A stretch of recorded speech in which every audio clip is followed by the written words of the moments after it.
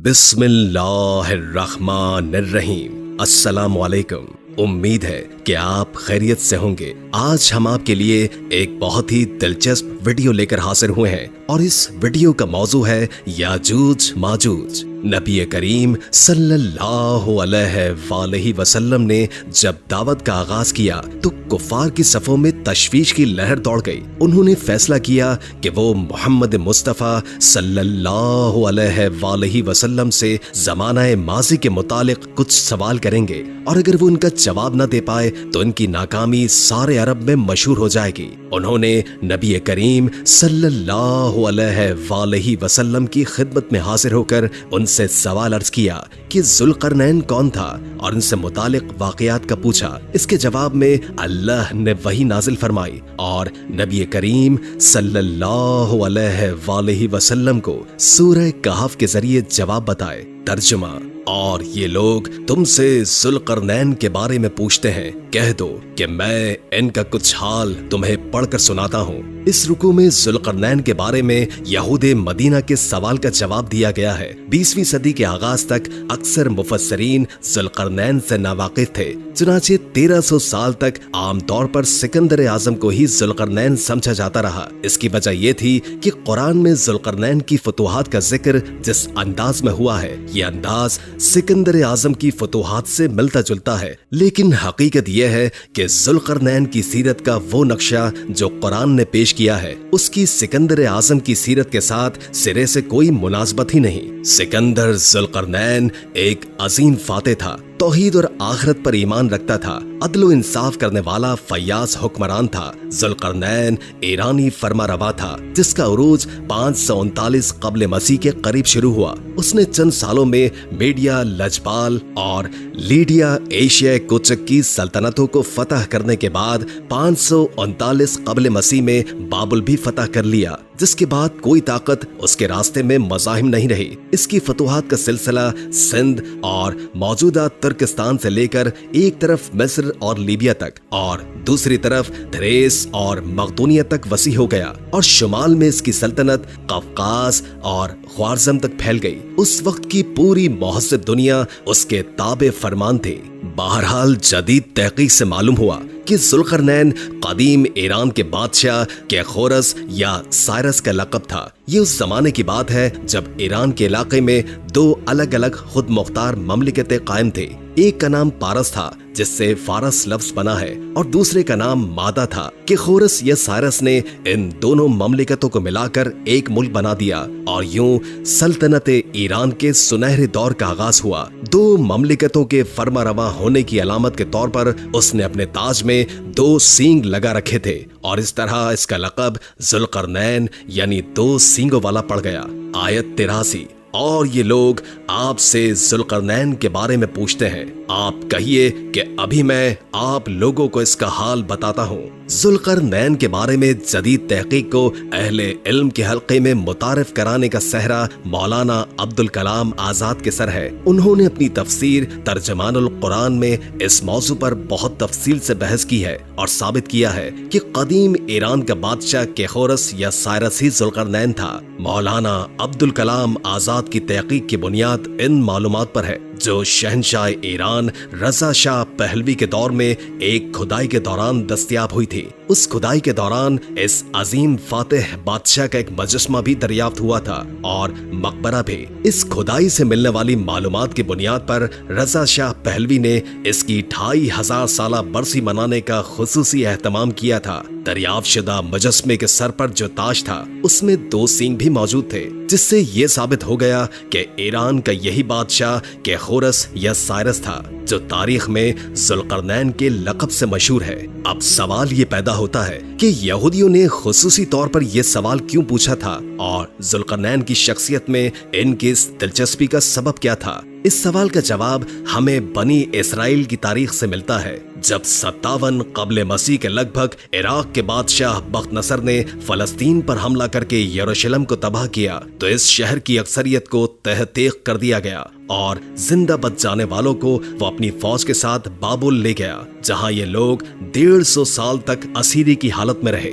जुल्करनैन की फतूहात के सिलसिले में 3 महमात का जिक्र तारीख में मिलता है। इन महमात में ईरान से मगरिब में बहराए रोम यानी मेडिटेरियन तक पूरे इलाके की तस्खीर, मशरिक में बलोचिस्तान और मकरान तक लश्कर कशी और शुमाल में बहराए खजर और बहराए अस्वद के दरमियानी पहाड़ी इलाके की फतूहात शामिल है। जुल्करनैन का ये सिलसिला फतूहात हजरत उमर के दौर खिलाफत की फतूहात के सिलसिले से मुशाबा है। हजरत उमर के दौर में भी जजीरा नुमाए अरब से मुख्तलिफ सिमतों में 3 लश्करों ने पेश कदमी की थी। एक लश्कर शाम और फिर मिस्र गया था, दूसरे लश्कर ने इराक के बाद ईरान को फतह किया था, जबकि तीसरा लश्कर शुमाल में कोहकाफ तक जा पहुंचा था। मुफस्सिरीन और मुहक्किकीन ने लिखा है कि हजरत जुल्करनैन सफर करते हुए वहां तक जा पहुंचे जो आर्मेनिया और आज़रबाईजान के नजदीक वाक़ है। वहां 2 पहाड़ियों के दरमियान एक कौम निकलती थी, खेत खलियान तबाह करती, तुर्कों को बेदर्दी से कत्ल कर डालती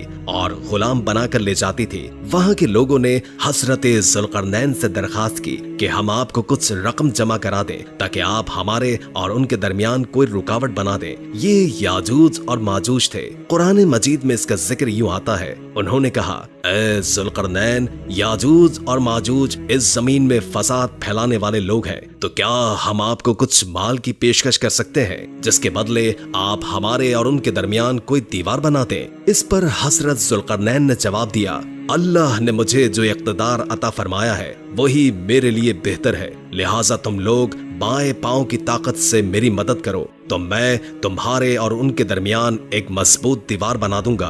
बस हजरत जुल्करनैन ने लोहे के बड़े बड़े टुकड़े दोनों पहाड़ों के दरमियान खड़े कर दिए और लोगों से कहा कि इसको दहकाओ। जब लाल अंगारा हो गए तो उस पर पिघला हुआ तांबा डाल दिया गया ताकि लोहे के टुकड़े मजबूती से आपस में जुड़ जाएं और चिकनाहट के सबब कोई इस पर न चढ़ सके। चुनाचे ये दीवार ऐसी बन गई कि याजूज माजूज न इस पर चढ़ने की ताकत रखते थे और न इसमें कोई सुराख बना सकते थे।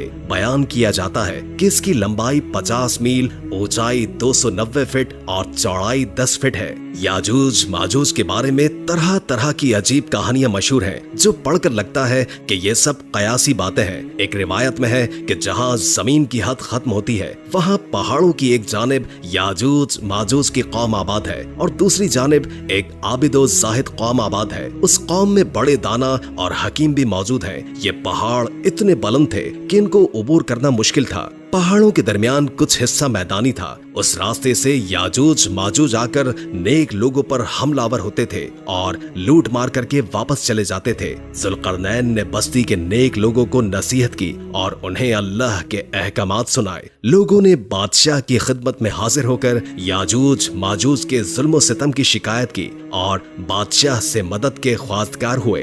बादशाह ने याजूज और माजूज के बारे में दरियाफ्त किया तो बताया कि एक पहाड़ पर याजूज और उसकी औलाद, दूसरे पहाड़ पर माजूज और उसकी औलाद रहते हैं। इन दोनों की औलादें इस कसरत से हुई कि एक बड़ी कौम बन गई। याजूज माजूज याफिस बिन नूह की औलाद से हैं। ये दोनों और इनके अहले खाना तूफान नूह के बाद बच गए थे। याजूज माजूज के बारे में मन घड़त बातों में एक नाकाबिले कबूल बात यह है कि इस कौम के बाज अफराद दराज कद हैं, बाज अफराद के कद 3 फीट और बाज अफराद के कद एक बालिश्त के बराबर है। बाज अफराद के कान इतने बड़े हैं कि जमीन पर लटके रहते हैं। जब सोते हैं तो ये अपना एक कान जमीन पर बिछा लेते हैं और दूसरा कान ओढ़ लेते हैं। ये कौम तहजीब व तमद्दुन और अखलाकी अख्तार से नाआशना है। रहन सहन जानवरों की तरह है। इनके खेतों में सिर्फ तिल की काश्त होती है, दूसरी कोई चीज नहीं उगती। तिल ही इनकी ग़िज़ा है।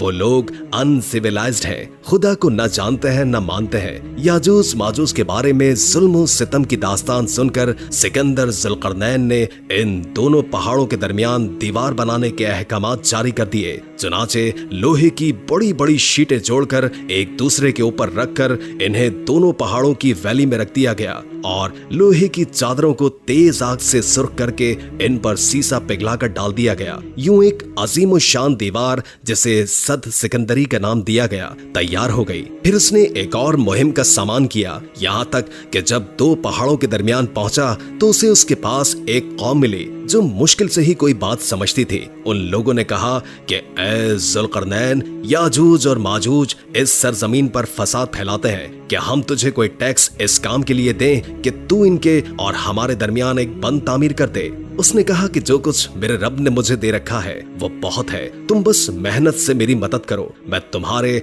और उनके दरमियान बंद बना देता हूँ, मुझे लोहे की चादरें ला दो। आखिर जब दोनों पहाड़ों के दरमियान वादी को उसने पाट दिया तो लोगों से कहा कि अब आग दहकाओ। हत्ता कि जब ये आहनी दीवार बिल्कुल आग की तरह सुर्ख हो गई तो उसने कहा, लाओ अब मैं पिघला हुआ तांबा उंडेलूंगा। सूरह कहफ 96-92। रिवायात में आता है कि तब से अब तक याजूज माजूज इस कोशिश में लगे हुए हैं कि किस तरह दीवार को गिराकर बाकी दुनिया से जा मिले। ये रोज दीवार को तोड़ते हैं। जब थोड़ा सा हिस्सा रह जाता है और सूरज गुरूब होने लगता है तो इनका सरदार वापसी का हुक्म देता है कि बाकी का काम कल करेंगे। मगर अगले रोज दीवार कहीं ज्यादा मजबूत हो चुकी होती है। जब याजूज माजूज के खुरूज का वक्त आन पहुंचेगा तो वो तमाम दिन दीवार में सुराख करेंगे और हर रोज की तरह इनका सरदार शाम को वापसी का हुक्म देगा और कहेगा, बाकी का काम कल करेंगे इंशाअल्लाह। इससे पहले कभी उन्होंने ये अल्फाज इस्तेमाल नहीं किए।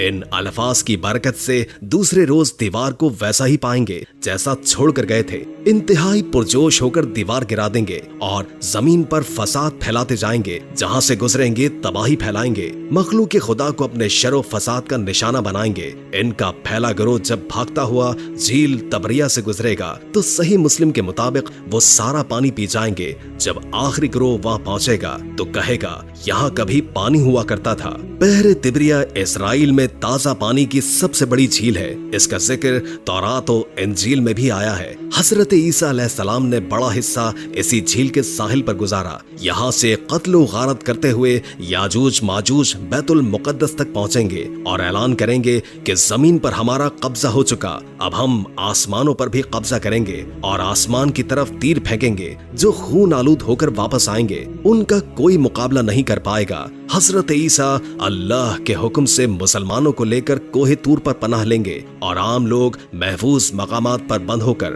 अपनी जान बचाएंगे। मौलाना हाफिजुर रहमान ने अपनी किताब क़ससुल कुरान में लिखा है कि हजरत ईसा अलैहिस्सलाम और तमाम मुसलमान मिलकर अल्लाह से दुआ करेंगे, अल्लाह इनकी गर्दनों में ऐसा कीड़ा पैदा कर देगा जो इनकी हलाकत का सबब बनेगा। पूरी जमीन इनकी लाशों से भरी पड़ी होगी। फिर अल्लाह के हुक्म से बारिश बरसाई जाएगी जो जमीन को इन लाशों से पाक कर देगी। याजूज माजूज के निकलने का वक्त ज़हूर मेहदी अलैहिस्सलाम फिर खुरूज दज्जाल के बाद होगा, जबकि हजरत ईसा नाजिल होकर दज्जाल को कत्ल कर चुके होंगे। इनके निकलने की अलामत बहरे तिबरिया के पानी का तेजी से कम होना बयान किया जाता है, जिसका हदीस मुबारका में जिक्र मौजूद है। याजूज माजूज के बारे में कौन सी मालूमात और कौन सा अकीदा दुरुस्त है ये कहना क़ब्ल वक्त होगा, क्योंकि क़यामत और इससे मुतालिक वाक़यात का इल्म सिर्फ अल्लाह ताला की ज़ाते बाबरकत को है।